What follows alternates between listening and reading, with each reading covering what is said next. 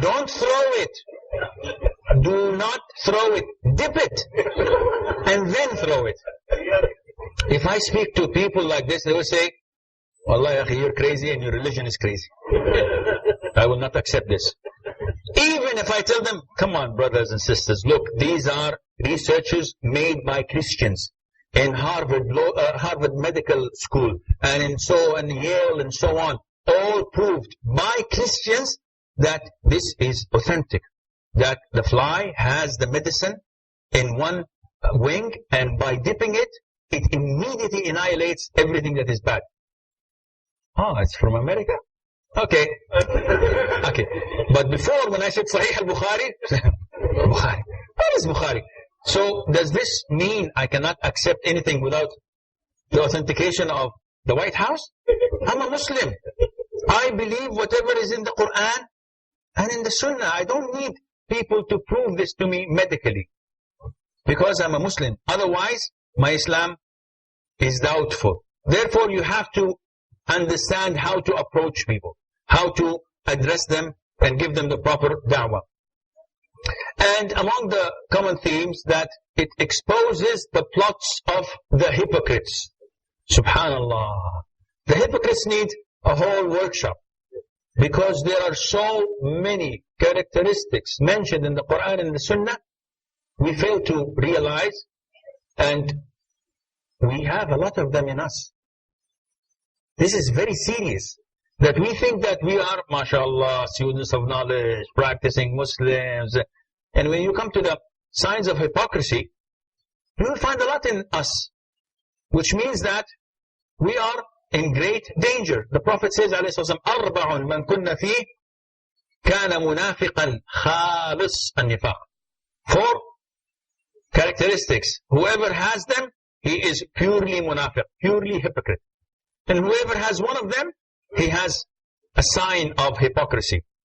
إِذَا حَدَّثَ كَذَبَ. If he speaks, he lies. إِذَا وَعَدَ أَخْلَفَ. He breaks his promise. إِذَا خَاصَمَ فَجَرَ. Is? No. إِذَا فَجَر, not فَجْر. إِذَا خَاصَم. When he disputes, he goes to the ceiling. How to undermine all of your talks and rhetoric. وَإِذَا عَاهَدَ غَدَرَ. And when he gives his allegiance, when he gives his oath, he doesn't keep this.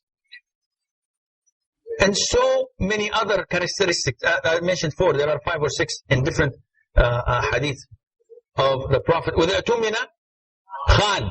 Once he is entrusted with something, he would betray.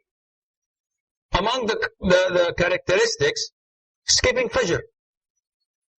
How among us can say, Wallah, alhamdulillah, for the past month, or from the beginning of Ramadan, I have not missed Fajr prayer in the masjid? Don't raise your hands, huh?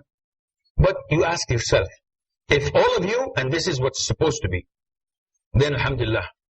Now, I'm not asking you to say or clarify or justify. Don't say, Sheikh, but I live away from the masjid. Sheikh, I have work at... Don't give excuses. I'm not the judge. Allah will ask you, and Allah will hold you accountable for your deeds. So, at the end of the day, when I go to my bed, MashaAllah, I'm a good student of knowledge. I am, MashaAllah, I know the Quran. I've attended this workshop. I will go to paradise maybe before the Prophet, after the Prophet maybe. This shows you how bad we are. Ibn Mas'ud, may Allah have mercy, may Allah be pleased with him. And also this is reported to Al-Hasan al-Basri, may Allah have mercy in his soul. He says that the hypocrite sees his sins as a fly that stood on his nose and he said, Khalas, it's gone. So it's nothing. While the mu'min sees his sins as if he is under the bottom of a mountain that is about to fall on him. What will you do? He's frightened. Where will you go? The mountain is so big. No matter how you run, it's going to squash you. So this is a mu'min.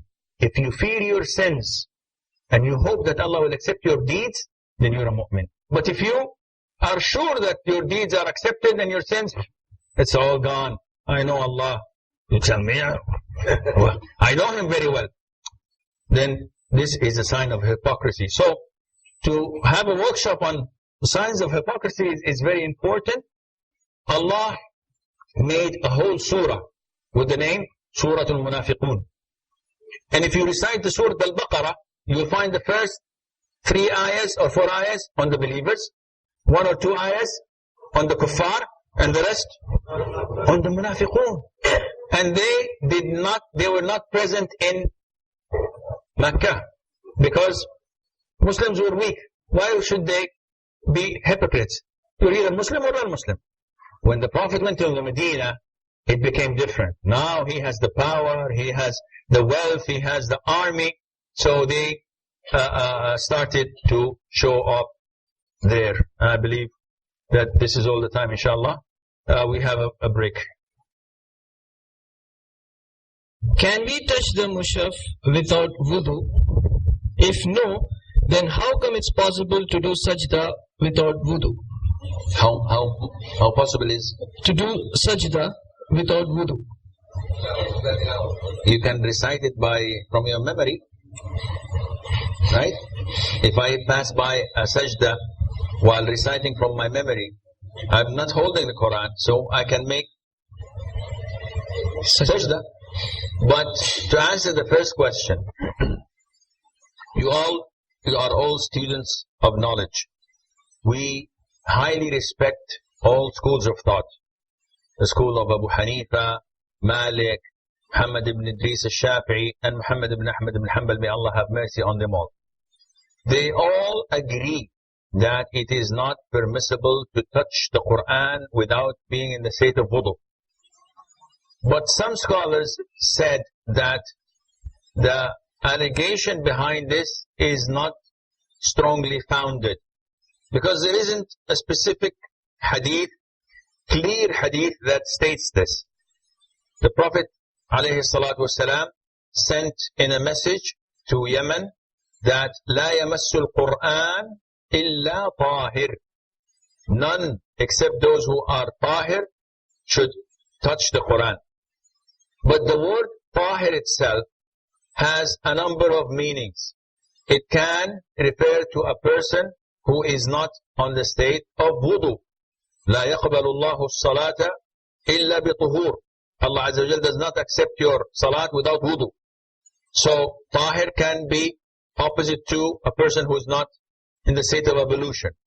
Also, tahir can be opposite to a person who is in a state of major impurity, janaba, whether it is due to ejaculation, sexual intercourse, or due to menstruation or post-delivery bleeding. All of this, they are considered to be in the state of impurity, major impurity that cannot be removed except with a total bath, ghusl. So this is another meaning of opposite to tahir. Also, another third and final meaning in contrast to the word tahir is the state of disbelief, as Allah mentioned in Surah At-Tawbah, إِنَّمَا الْمُشْرِكُونَ نَجَسٌ. They are impure, which means that they are not in the state of tahara. So, all of these can refer to لا يمس القرآن إلا طاهر.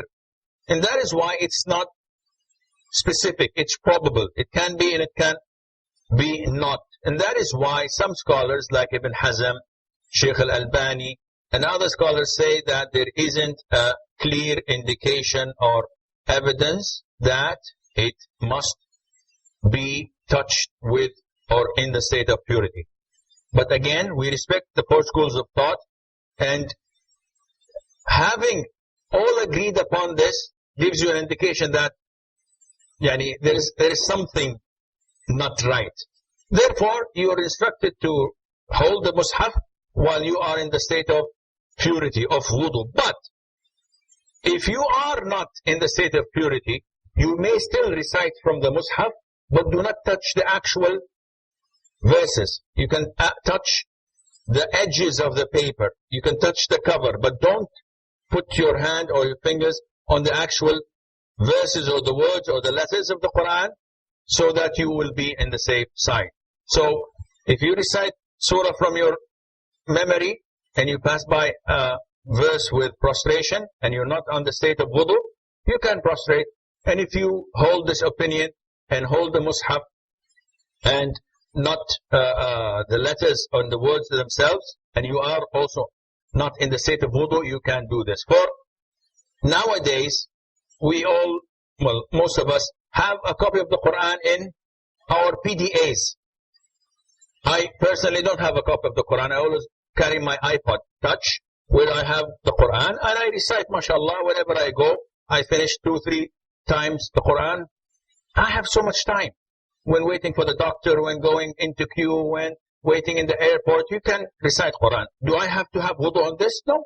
This is not the actual Quran as the scholars say, so you don't have to do it, but try again to avoid touching the letters and the verses, and Allah knows best. Many people use the verse of the Quran, do not say they are dead, to say that those who are in the grave are alive and they can help us. How do we respond to them? I didn't understand the question. Many people use the verse in the Quran which says, do not say they are dead. This is in the martyrs. Martyrs. Huh? Okay. Yeah. So some people use this as an evidence to say that the people in the grave are alive. Okay. So we can approach them for help. The Prophet ﷺ is alive in his grave? No, yes. So, okay, yes or no? He's not alive? Okay. He's alive. The lives are 3 stages. Dunya, Akhirah, and Barzakh. Barzakh is the middle way. And Barzakh is a barrier. That's why Allah mentions in Surah Ar-Rahman, بَيْنَهُمَا بَرْزَخٌ لَا يَبْغِيَانِ. Between the oceans, between the rivers, between the 2 entities of water, there is a barrier that this water does not mix with that water. It has its own temperature, it has its own characteristics, its own animals, subhanallah. So Al-Barzakh is the transitional period between this life and the hereafter. And we believe that the Prophet ﷺ, as well as the martyrs, are alive, but the way of Al-Barzakh, in the sense that they enjoy and they find breezes from paradise that is not like on the Day of Judgment, but it is similar to it, in very little. And also those who disbelieve are being punished in their graves, as Allah mentioned in Surah Ghafir, وَيَوْمَ تَقُومُ السَّاعَةُ النَّارُ يُعْرَضُونَ عَلَيْهَا غُدُوًّا وَعَشِيًّا وَيَوْمَ تَقُومُ السَّاعَةُ أَدْخِلُوا آلَ فِرْعَوْنَ أَشَدَّ الْعَذَابِ. Allah is talking about pharaohs and those who followed him. They are in their graves, they are in this barzakh, they see hellfire every morning and every night. It's open, and this is their torture, this tournament. And on the Day of Judgment, make them all go to hell. So this is not 100% hell, it's similar, only a gate, only a window. So we believe that the Prophet is alive, ﷺ, but he's not alive like us. Otherwise, we would have opened his grave and got him out. So we believe as well that he does not have any benefit for us, and he does not have any harm. He cannot prevent any harm from us. Not even when he was alive. The Prophet said, alayhi salatu Ya Safiyyata bint Abdul Muttalib, the aunt of the Prophet, ask me for my money. Anything you want from my money, I give you. Because I cannot prevent anything from Allah Azza wa Jal. The things that I have, you ask. But things that I don't have, this is between you and Allah. Ya Fatimata bint Muhammad. He's talking to his daughter. Ask anything from me. Because I cannot prevent Allah's punishment from you. This is something I cannot help you with. If this is the case of the Prophet ﷺ, then after his death, it's even the same. When you go to a wali and tell him, "Oh wali of Allah, do this for me and do that for me," does he hear you? This is a question. No. The Prophet said, alayhi salatu wasalam, when the people take the dead person to his grave, he hears the slapping of their flip-flops, of their sandals, as they're leaving. So does the dead person hear or not? I'm asking. The Prophet alayhi salatu wasalam,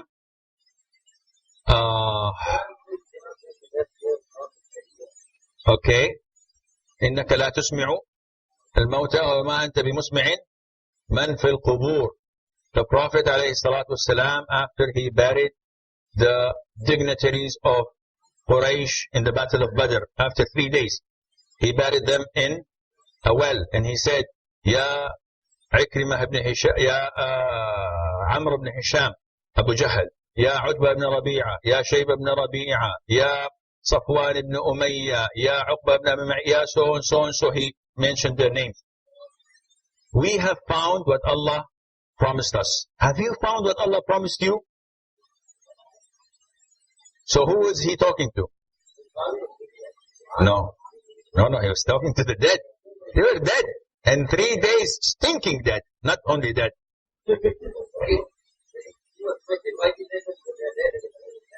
What did he say? He said, they can hear you, you cannot hear me more than they can. Which means that they can hear you. I'm just teasing you, huh? I just want you to work your head. So because when someone gives you this, you say, oh no, yeah, you're right. Then they can. Oh, Sayyidati Jani, Jilani, oh Badawi.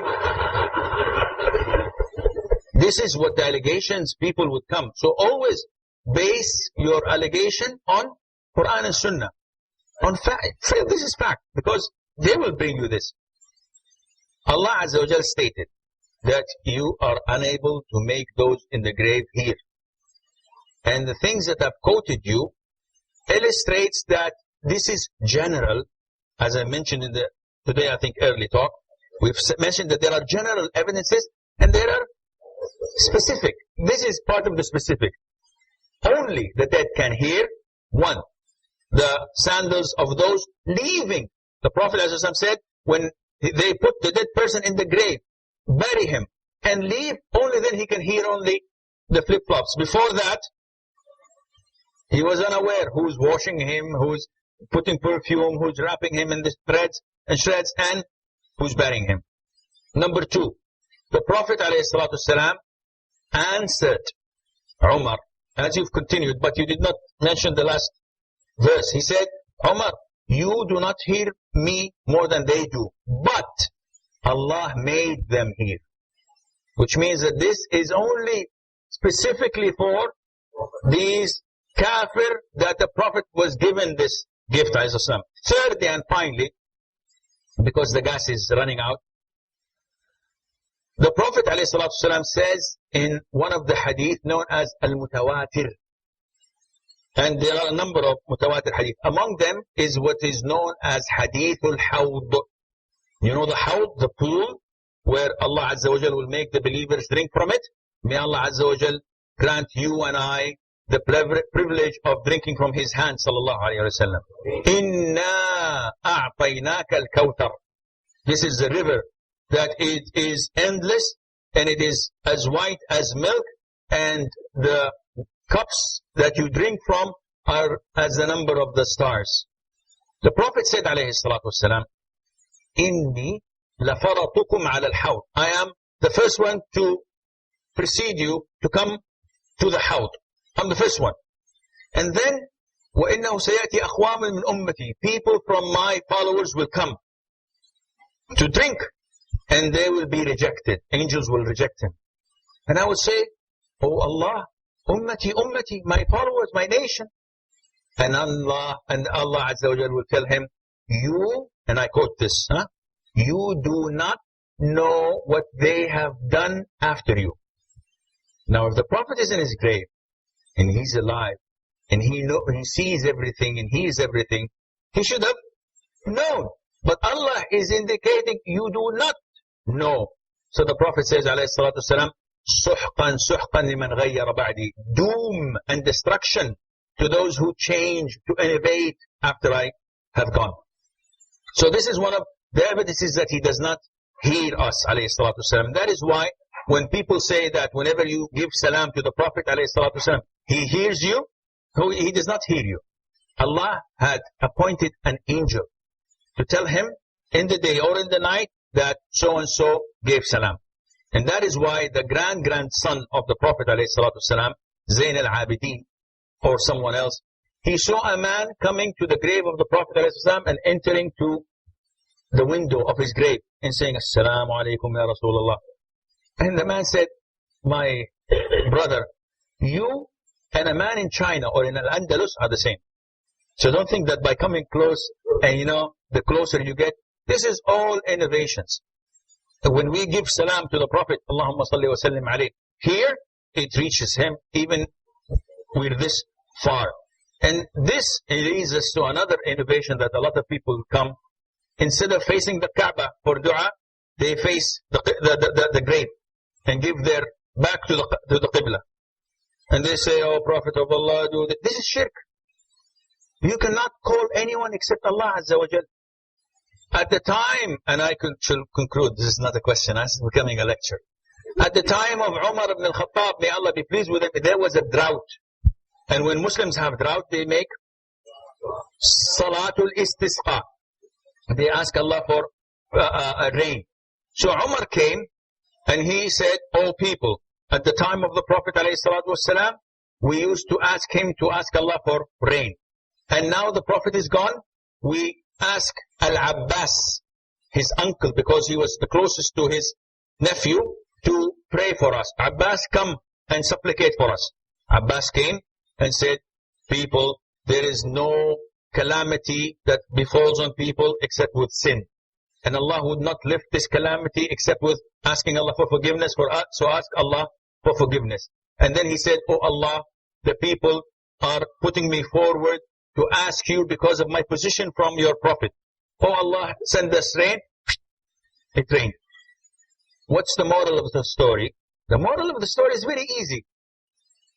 Umar ibn al-Khattab did not go to the grave and said, oh Prophet of Allah, ask Allah Azza wa Jal for us to give us rain. Why? Because the Prophet is dead. And he knows that this is not permissible. The companions all know that it is not permissible to call the Prophet ﷺ. Nobody ever did this. So those who say, we can call the awliya, no you cannot. If you cannot call the Prophet ﷺ, you call Tom, Dick and Harry? Who are these? Wow, these wali. Have you seen them? No, people talk about them. It was reported that two men in Egypt were walking and they were, laughing about the people, how they have graves in Egypt and Sudan. And in these, between every 3 graves, there are 2. And people worship them. They're all awliya. And they had a donkey and the donkey died. So he told them, let's bury the donkey and weep. And whenever someone sees us, we say that this was a wali of Allah. It's okay.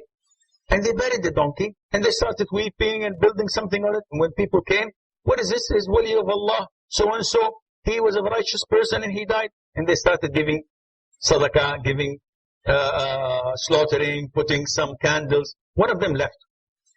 And when he came after like a year or so, he found this big mosque and his friend was worshipping and calling. He said, what are you doing? He said, this is the wali, so and so. He said, we buried him together. What is this? He was convinced and everybody was convinced. So there is nothing in Islam of seeking the guidance, the support of awliya. This is pure shirk. This is what differentiates us from all sects of Islam. We worship Allah Azza wa Jal. We don't have to go to the Shaykh. Shaykh Maulana, I have sinned. Forgive me. This is Christianity. Huh? Oh Father, forgive me for I have sinned. And he says, what did you do, my son? I went and fornicated. Where, son? Where? What's the address, son? What's the number? Thank you, son. Thank you. I'm very grateful. We Muslims do not have this. Our connection with Allah Azza wa Jalla is straight. When I sin, I supplicate to Allah in the middle of the night. I pray 2 rak'ahs, 4 rak'ahs, 6 rak'ahs. I pray and I recite the Quran. I remember Allah's forgiveness. I remember Allah's love. I remember Allah's mercy